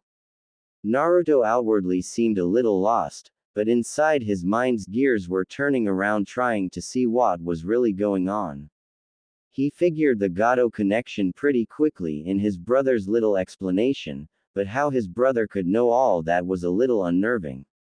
Crow said he wasn't a part of the village, and that was true. He never registered, so he didn't need permission to leave so long as he didn't know any village secrets. Being a civilian meant he had no access to those secrets without foul play, and seeing as he never went after said secrets, that meant that Crow could leave as much as he wanted. However, Crow had never left Konoha in all the years he stayed with Naruto. Which meant that Crow had some kind of spy outside of Konoha who was watching the other ninja villages and their activity somehow. Naruto really wanted to know how Crow was able to do that, but would ask later when they were in private. But if you knew you'd be the target of a ruthless thug with ninja at his disposal, Tazuna, why didn't you tell us when you asked for our help? Kakashi questioned of the older man, who sighed. The land of waves isn't really a prosperous country. Even our local lords are poor. And I have no money at all. An elite B-ranked bodyguard would be too much for me to afford. The old man explained, looking down at the ground as he did, his hat covering his eyes. But if you all turn away from me now, Then I'm as good as dead. Kakashi listened to him and Crow snickered to the side as he could already feel it coming. Hee hee. Guilt trip time, he thought to himself with an evil smirk on his face beneath the mask he wore. But, Tazuna said, then looked up grinning widely. But oh well. That's not your concern. You won't be there to see my daughter and 10-year-old grandson cry all day like their hearts are breaking. Tazuna said loudly, and Crow was tearing in the eye trying to hold back laughter as he watched the odd looks on all of Team 7's faces. Oh, and you won't mind if my daughter vows eternal hatred of all the ninjas of your village as she lives her life alone. Hell. Well, it's not your fault. Tazuna said, and Crow couldn't take any more as he fell down laughing like a maniac holding his sides from the pain. Oh God. Ha ha ha. Stop. Just stop. Ha ha ha ha ha. You're me, please stop. Crow tried to form a coherent sentence but instead fell into a bout of uncontrollable laughter at the way Tazuna piled on the guilt. What is with this kid? Tazuna wondered, looking at the masked boy. How is that funny? I feel bad. Naruto wondered to himself. What the hell does Ino see in this guy? Sakura wondered to herself as Crow was still laughing up a storm. I'll never understand this guy. Might as well not even try to. Sasuke thought to himself and promptly ignored Crow completely. A true master at the ancient art of making a sob story. Crow thought to himself, still holding his ribs from the fit of laughter he couldn't seem to get over. Right. Well, we might as well continue to protect you. At least until you reach your village. Kakashi said, and Tazuna inwardly grinned. Gotcha. Tazuna thought to himself as Crow was trying and failing miserably to manage to get back to his feet. Naruto, however, simply walked over to his brother and offered him a hand. The masked boy took the offered hand and helped getting back to his feet and still laughing as they walked past Tazuna, Naruto shaking his head as he looked at his estranged brother. Nissan's sense of humor really needs some work. He thought to himself as he heard his team walking back on the trail and their mission. As they finally reached the outskirts of the land of waves, Naruto returned to acting like a Dobe. Crow was reading his book with Kakashi and Tazuna looking over his shoulders. After all, they wanted to see the extended scenes. As they walked, Naruto looked around, then grinned and tossed a shuriken into the brush while shouting. Over there. Everyone looked at Naruto strangely as a hushed silence overtook them. Guess it was only a mouse. He said while trying to look cool, and Sakura growled, glaring at the blonde. What mouse? Are you out of your mind? There was nothing there, you moron. Sakura shouted at the blonde, who cleaned out one ear, almost positive that she busted his eardrum. Please don't play around with your shuriken. They can be just a teensy bit dangerous. Kakashi pleaded to Naruto, wondering why he was overacting with the Dobe thing so much. Hey, Midget. Don't go scaring us. Stop messing with our heads. Tazuna shouted, and only Sasuke and Crow seemed to be unaffected by the outburst, save the fact Sasuke looked more annoyed than usual. Naruto didn't seem to be listening, however, as he looked from side to side quickly. HMF. I think I might have seen someone. He stated, and both Kakashi and Crow heard a rustling nearby. This time over there. Naruto shouted, tossing another shuriken, but had a real target this time. Sakura immediately ran over and punched Naruto in the face, Crow wincing as she did. I told you to quit it. She shouted, and Naruto fell to the ground, rubbing his throbbing jaw. He then got up and rubbed the back of his head as she glared at him with an utter loathing. Sheesh. Can't she take a break from hitting me for one day? I mean, if this keeps up, I'm gonna think she's a sadist or something. Naruto thought to himself as he then said to her. I swear, there was someone in there after us. Sakura growled and then told Naruto, still using her Banshee Scream no Jutsu. You are such a liar. Meanwhile, Kakashi was moving over to where Naruto threw the shuriken, Crow behind him. As soon as Crow saw the now flinching white rabbit, his eyes widened and he put his book up. Naruto, now look what you've done. Sakura shouted, seeing the rabbit, and Crow wondered when she got there. It was an accident. Snap out of it, bunny. Please. Naruto said when he saw the rabbit and took the shuriken back, also trying to make the rabbit stop shaking and look like it had just died when he barely grazed its head. It's just a rabbit, Tsunade said to the young nin while Crow reached into one of the pockets inside his vest and pulled out a scroll. A snow hare. I only know one reason one of those would be in this area of water country. Only one nin I know of has a thing for snow hares. Haku. And where Haku is, Zabuza is not far behind. Just as Crow finished his internal monologue, a large spinning weapon came at them and Kakashi quickly ordered his team to take cover. They did so with Sakura jumping on Naruto to get him down, and Crow only crouched, the bladed weapon only taking a small portion of his hair off. The bladed weapon lodged itself into a nearby tree, nearly cutting the tree in half as a man appeared standing on the handle of the weapon. Well, what do we have here? The man questioned with a deep voice.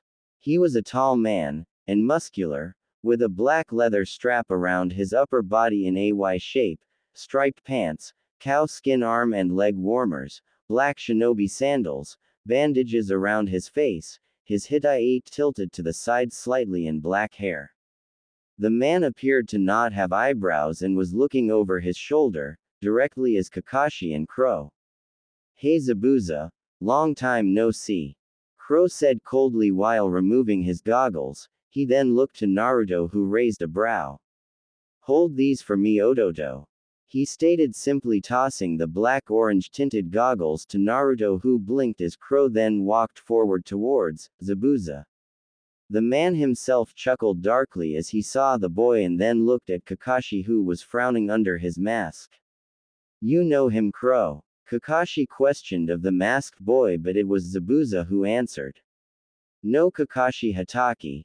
The question is, do you know who that is you've got with you?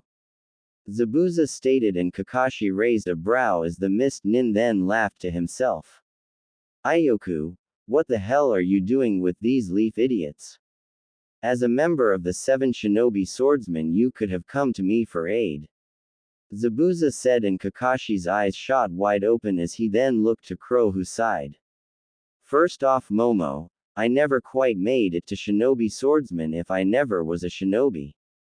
Crow said flatly as Zabuza growled.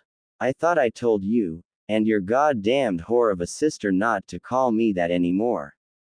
Zabuza screamed angrily at Crow, who shrugged his shoulders dismissively, totally ignoring the outburst from the larger nin. Second, I'm not a tool. Last guy who tried to make me into one, lost his life, as you know. Third, there were only 7 shinobi swordsmen, I would have been 8, ya. Eyebrowless nitwit. Crow stated, and Zabuza frowned under the bandages on his face. Lastly, Zabuza Momochi, demon of the hidden mist. Is that you should know, that you don't fight or pick on the devil of the hidden mist, without having a death wish in mind. Crow said lowly as he unraveled his scroll and used his claws to prick his thumb, smearing the blood along the kanji of the scroll, and instantly 2 sheets with blades appeared from it, and Zabuza's eyes widened. The first blade was of normal length, being only about 3 foot, but was at least a foot thick. The blade was also serrated and black with a blue tint to the edge and the designs along the blade that resembles ice. The handle appeared to be made of bone and was white with black leather around the handle. The hilt curved over one side and spiked into an ice-like shape on the other. A blue strip of cloth was tied to the end of the handle, making it look like it had a pair of tails. The second blade was at least 4 feet long, with a red blade, the edge of it being white. The hilt was golden and shaped like a pair of phoenix wings, a red cat's eye jewel in between them. The handle was wrapped with blood-red leather. At the bottom of the blade a long whip-like extension was tipped off with a small dagger-like extension. The two swords were sheathed in leather, allowing their blades to be seen but stay securely to the leather straps holding them. Crow then threw off his backpack, it landing with a thud to the side, and pulled the swords on, clasping them together at his chest. Hold on, Crow, I'll handle this. You help Naruto and the others protect the old man. Kakashi stated, holding an arm in front of Crow, whose eye flinched, but he nodded his head anyway. I know you probably have a better idea of how Zabuza fights, you might even have the skill to fight him toe-to-toe, but you're under my protection at the moment. I'll handle Zabuza, Kakashi told him, and Crow turned his back to Kakashi, and Sakura gasped, seeing the look in his eyes. The look was that of a cold-bloodeder.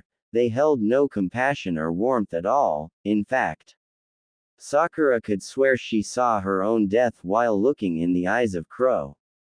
No, now Kakashi. Should you fail to defeat Zabuza in at the least 15 minutes. I will not be able to control myself any longer. It's been too long since I last had a decent challenge of my skill with a blade. With that, Crow walked back towards Tsunade, kicking his bag back up before catching it as Sasuke felt the fear that Sakura was already experiencing. What is with this guy? One minute I see a moron, the next I'm fearing for my life with just a look from him. What kind of power does that? And where did he get it? Sasuke wondered as Crow passed him and stood next to Naruto, who looked at his brother from the side to see his eyes and flinched. Yep. Ni-san has the same evil eye trick as Orochimaru, that's for sure. He thought to himself with a shiver, and then turned back to watch as Zabuza looked at Kakashi, a slight annoyance on the other nin's face. That wasn't very wise, Kakashi. No one orders around the devil of the hidden mist. Heh, at least not for long, that is. And you're going to find out why soon enough. Zabuza stated, and then watched as Kakashi lifted up his left hand to his Hitai-8. Well then, I'd best beat you quickly then. And if that's the case, I should fight you. Like this, Kakashi said coldly, and Zabuza smirked under the bandages of his mouth. Ah, so your name's Kakashi. Kakashi of the Sharingan, I presume. Zabuza questioned, looking at the one-eyed Junin before a crazy look entered his eye. If it wouldn't be too much trouble, could you hand over the old man? Zabuza questioned, not even caring to look at the confused and shocked expressions on all but Crow and Naruto's faces. Naruto, Sasuke, Sakura, assume the Manji formation. Protect Mr. Tsunade, Kakashi said while slowly lifting the Hitai-8 away from his left eye. That's the kind of teamwork that this situation demands. Even if Crow at some point intervenes, stay away. Kakashi ordered to his team as he pulled the Hitai-8 up to his forehead to reveal a red eye with 3 comma marks in a circle, a scar running up and down the skin of his eye. Now then, Zabuza, shall we? Kakashi questioned, and Zabuza chuckled to himself. Ah, to face the legendary Sharingan I so early on in our first meeting.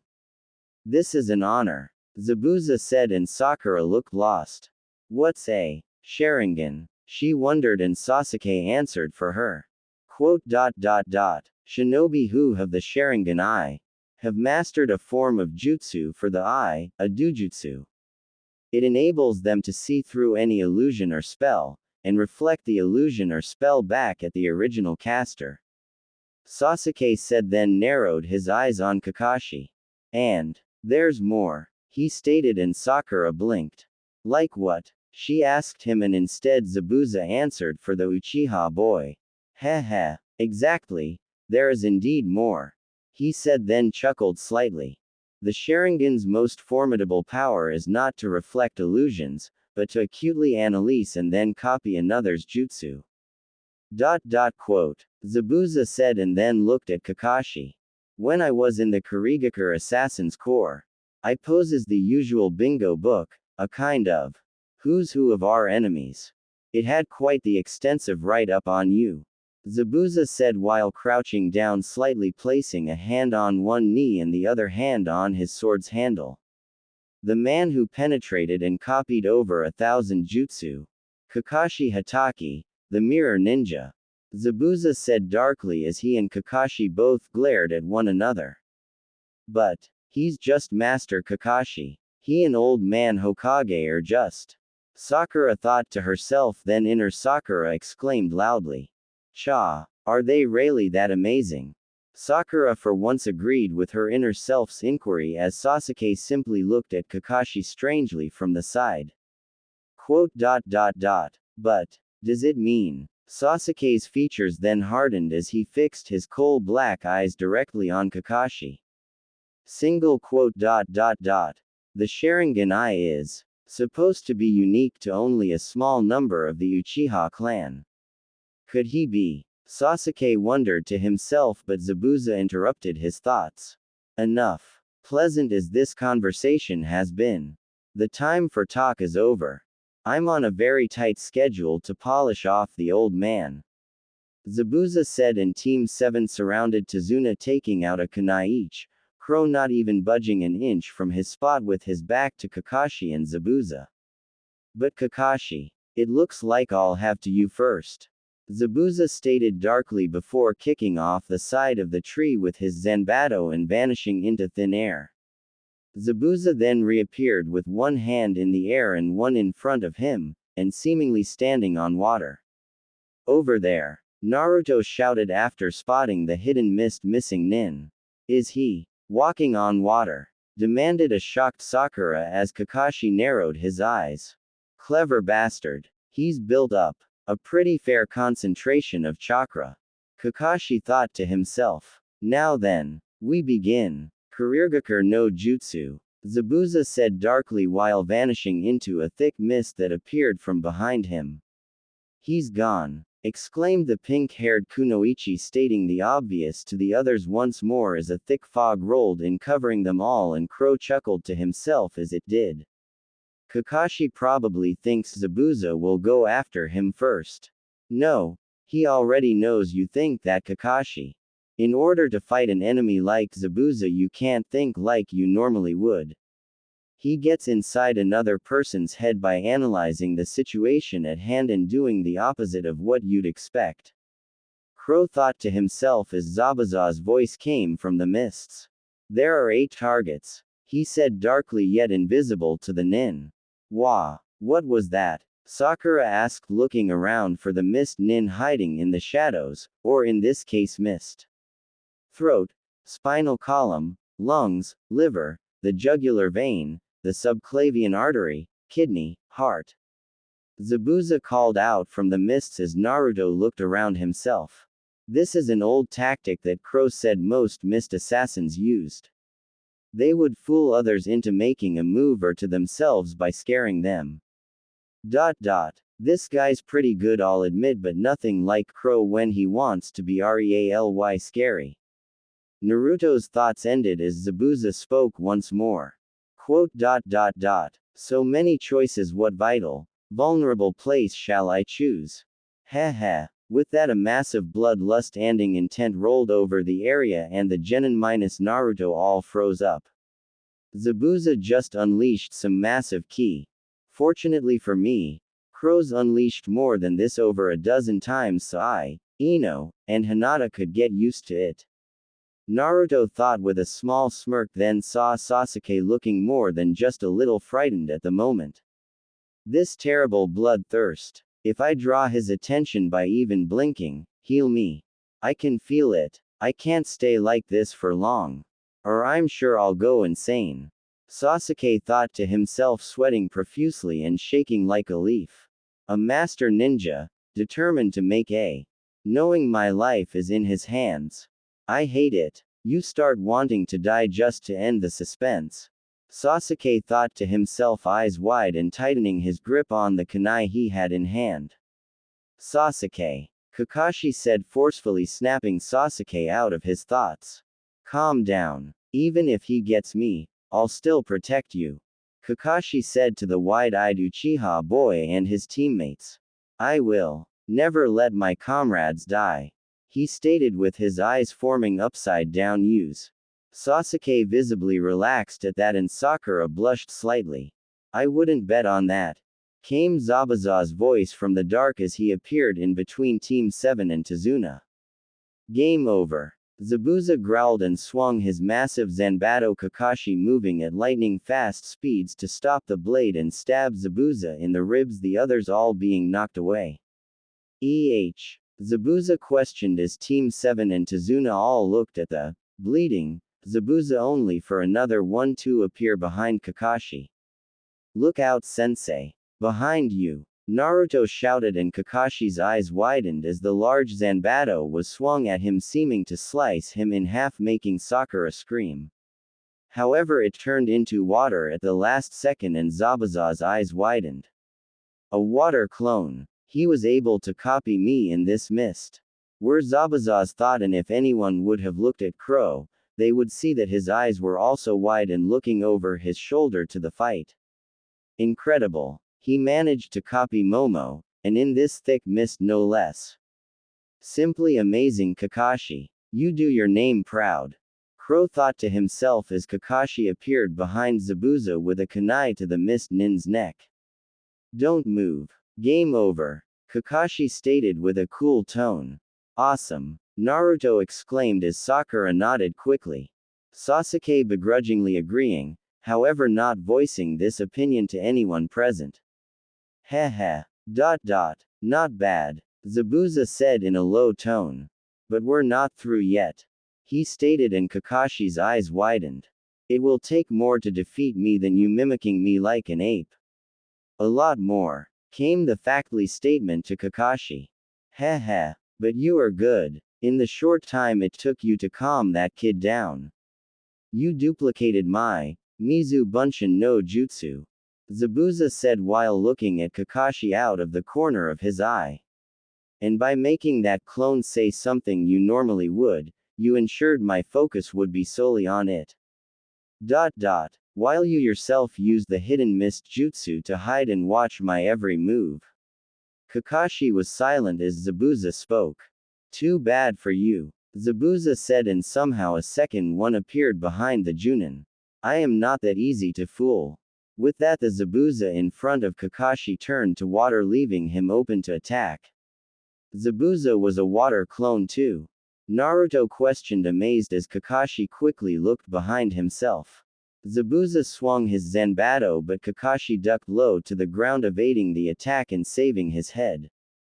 Zabuza then went with his movement, and his massive blade dug into the ground. He released it while placing one hand on the bottom of the handle. He then used his momentum to spin around and kick Kakashi, sending him flying. And now, Zabuza said quickly, taking hold of his Zanbato only to skid to a stop when he saw some caltrops before him. Foolishness. Zabuza growled, teleporting to the water where Kakashi landed. Sensei. Naruto shouted as he saw him land underwater. Did Master Kakashi really get kicked that far? Sakura wondered to herself as Sasuke inwardly frowned. This guy's physical techniques are fantastic. With that thought, Sasuke heard something and looked out of the corner of his eye to see silver chakra swirling around Crow, who was shaking. Wow, what the hell? Visible chakra. What's going on? Who is this guy anyway? And how did he get so much power? Sasuke wondered angrily to himself as Crow then chuckled darkly. This water. Why is it so heavy? Kakashi questioned in his own mind as Zabuza appeared behind him, performing several hand seals. Gullible fool, he said as Kakashi's eyes widened. Suoro no jutsu. Damn, he thought to himself, turning a wide eye to see Zabuza put his hand in the water, capturing the Junin. I thought I could go underwater and regroup. It was a tactical error. Kakashi thought to himself as Zabuza chuckled darkly. Heh, this water prison jutsu is inescapable. You're trapped, Kakashi. Zabuza said darkly before making a one-handed seal. You running around makes it too hard for me to do my job. I'll finish you after I get rid of the others. Mizu Bunshin no Jutsu. Zabuza said while creating yet another water clone, Kakashi's eyes nearly bugging out of their sockets. Too bad, Kakashi. Looks like I get to have my fun after all. Crow thought to himself as he then turned and watched as Zabuza then looked at him. Time's up, Kakashi. Crow said, and the silver-haired Junin's eyes widened, seeing the raw silver chakra swirling around his body. Now it's my turn to have some fun with ol' Momo. Crow stated while unsheathing the large black sword from his back and having it lay against his shoulders. Tora will be enough to beat you. I need not bloody Suzaku's blade any more than it already has been. Zabuza seethed as he heard the earlier crack and then chuckled when Crow crouched slightly 1 foot in front of the other. So then, you're really going to fight me? I'm honored that the heir to the Onizuka clan's legacy is challenging me, really. Zabuza said, and everyone looked at Crow in confusion from the name. Oh, he didn't tell you, did he? Zabuza stated and then laughed loudly.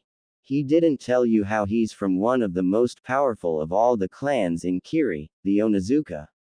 Or, did he tell you how he carved a bloody pathway of destruction through the Mist Village, ing at the least 6 anbu when he escaped from there at the tender age of 8? Zabuza continued to question while Crow's body shivered in rage as the memories of his past resurfaced. Naruto looked at his brother and slowly backed away, a look of total fear on his face.